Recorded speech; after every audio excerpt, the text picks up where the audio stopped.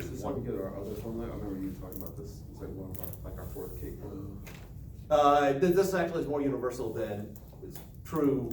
If used properly, it works whether the acceleration is constant or not. Got it. You can actually derive one of the cake formulas from this. Right. Yeah. All right, so this is 1/2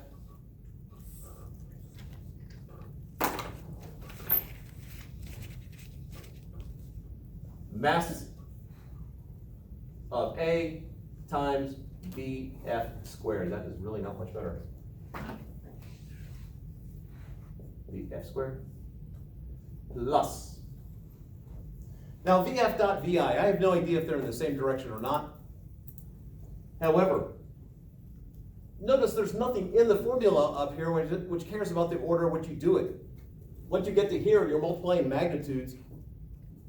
Commutative property of multiplication holds. 2 times 3 is the same as 3 times 2. Order does not matter.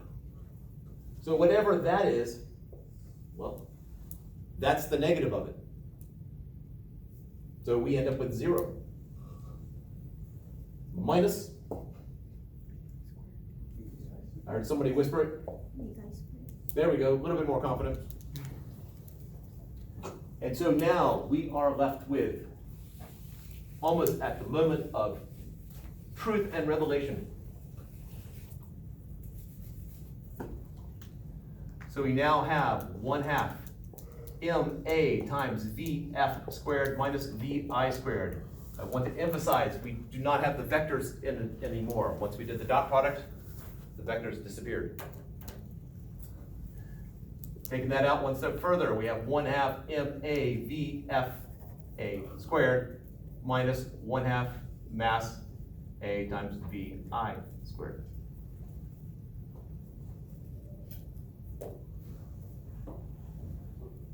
This 1/2 mass times speed squared. And again, it is speed, it is not velocity. It is speed. This was special enough, they decided they had too much to write, so they decided to come up with a special letter in order to represent this 1/2 mv squared. And they decided on the letter K. Capital K. So we get K final minus K initial, or delta K.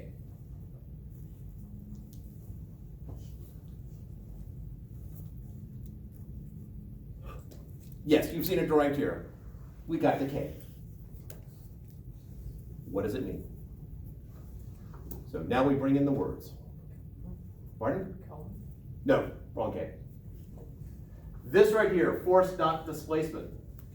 This is work. Symbol is a capital W. The reason I do not use capital W for weight is because it shows up here. This is work. This K right here, this is kinetic energy.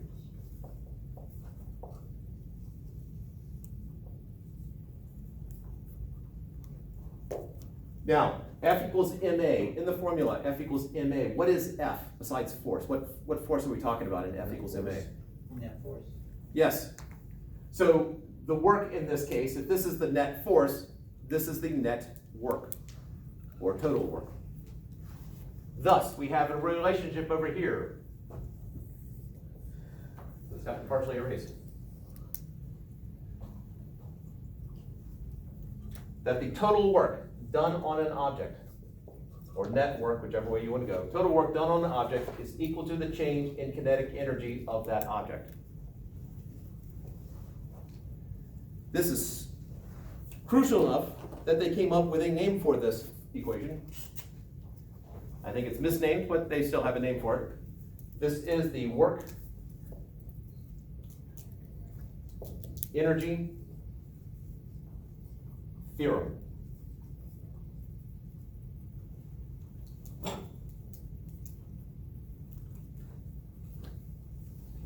Personally, to me, it's not a theorem because this equation is true because we define words to make it work.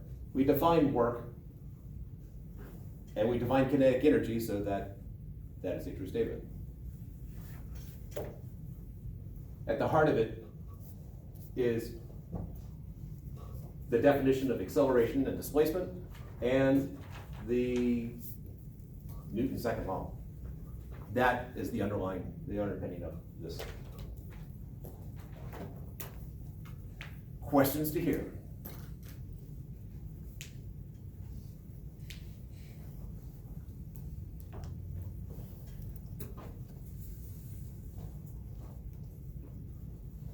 All right, I now introduce two new terms.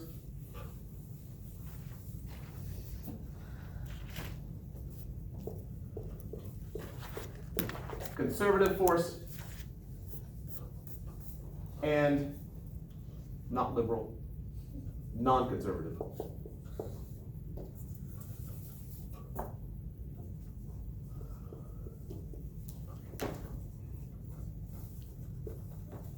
There is a formal definition for what the conservative force is, but I think it does require calculus. So instead, I'm going to give you a list of all the conservative forces we have dealt with up till now. Here we go. You remember what it is? The entire list?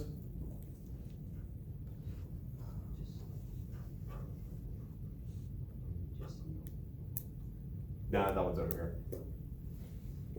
Gravitational force.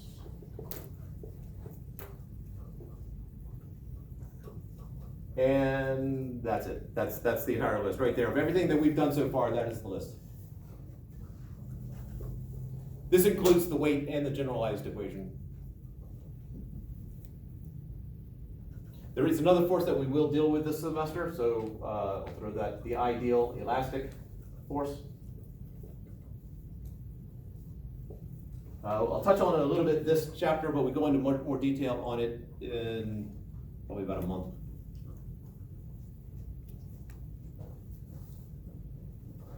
And that pretty much covers this semester. Next semester, electric force and magnetic force are conservative, but everything else is non-conservative.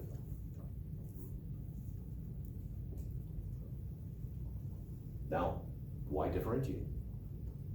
Why do you suppose a force would be called non-conservative?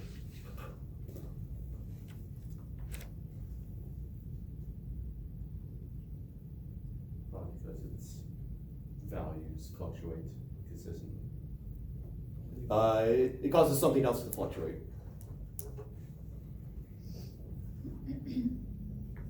What do you suppose is conserved? So why do you suppose something is called a non-conservative force? Because it fluctuates the energy. Yeah, or energy is not conserved. Yeah, it causes energy to change, the total energy to change. So non-conservative forces cause total energy, which we represent by a capital E here, to change.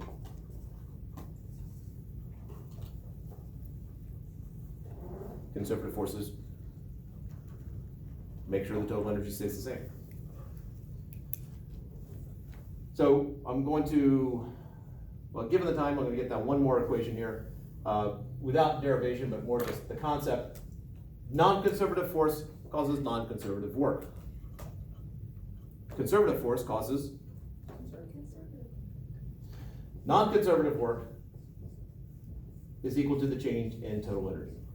And so we'll sort of leave on that note right there. And I guess we pick up on those thoughts after the Ides of March. Just beware. Gone too soon.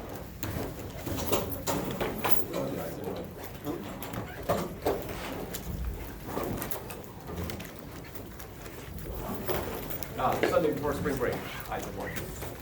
Give us time for his class. That way we can be happy for what did happen rather than set those going.